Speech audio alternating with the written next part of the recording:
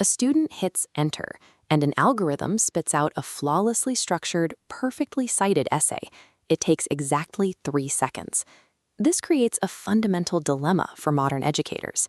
If the ultimate goal of schooling is merely to produce correct answers as efficiently as possible, then the machine has already rendered the traditional classroom obsolete. This assumption is driven by the technocratic paradigm. It's a cultural logic that dictates whatever is faster, easier, and more efficient is inherently superior. The encyclical Magnifica Humanitas warns of a post-human mindset. In this view, the natural, slow, and messy struggle of human learning is treated as a technical defect, a glitch that algorithms need to fix. This is exactly what philosopher Romano Guardini feared.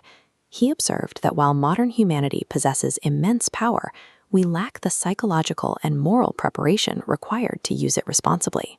The real crisis in our schools is the replacement of the human cognitive process itself by an unchecked pursuit of efficiency, a much deeper threat than the simple fear of AI replacing teachers.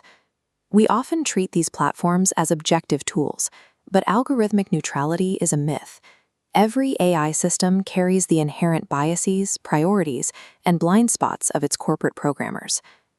These systems operate on a model of data colonialism. They treat human attention and student data as raw resources to be extracted and monetized, rather than private lives to be respected. This diagram shows the flow of extraction. Student behavioral data is siphoned from local communities and centralized into a few transnational tech entities. In the classroom, this manifests as algorithmic eviction. The constant capture of a student's gaze measurably erodes their inner freedom and focus. Treating AI as a harmless search engine blinds us to the reality. It actively shapes and restricts the very boundaries of student thought. To counter this, the encyclical points to what we might call the Plato principle. It is the ancient understanding that profound truths cannot be downloaded. They are only acquired through significant time and effort.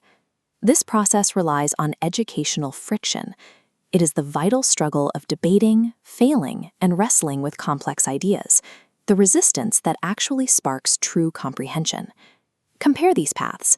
The top line is AI generation, a straight, sterile leap. The bottom is human learning, a meandering path of loops and corrections that slowly builds into a solid bridge. Bypassing this path loses the mental exercise required to build real cognitive strength. An algorithm can mimic empathy or generate a flawless essay, but it lacks the capacity to assume moral responsibility or exercise true judgment. When education eliminates friction in the name of efficiency, it hollows out the student's capacity for independent, critical thought. Given these threats, many educators feel the urge to ban AI from schools entirely. Rather than calling for a total ban, the encyclical mandates that we disarm technology. This means stripping it of its power to dominate human agency. This concept of disarmament mirrors Costa Rica's own history.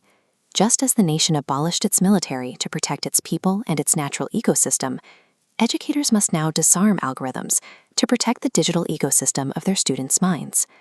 This requires a paradigm shift. Modern schools must stop trying to compete with the speed and data processing capabilities of the digital world. Instead, the classroom must become an intentional oasis. It should offer precisely what algorithms cannot: shared physical time, reliable human relationships, and the space for deep reflection. Pope Francis calls for a renewed educational alliance. It is a collaborative defense network between teachers, families, and society, standing against technocratic dominance. Beyond the mechanics of writing prompts, educators must teach a more critical skill: moral discernment. This is the wisdom to know exactly when and why not to use these tools. By defending the friction of learning and fostering digital sobriety, teachers act as the frontline guardians of the next generation's magnificent humanity.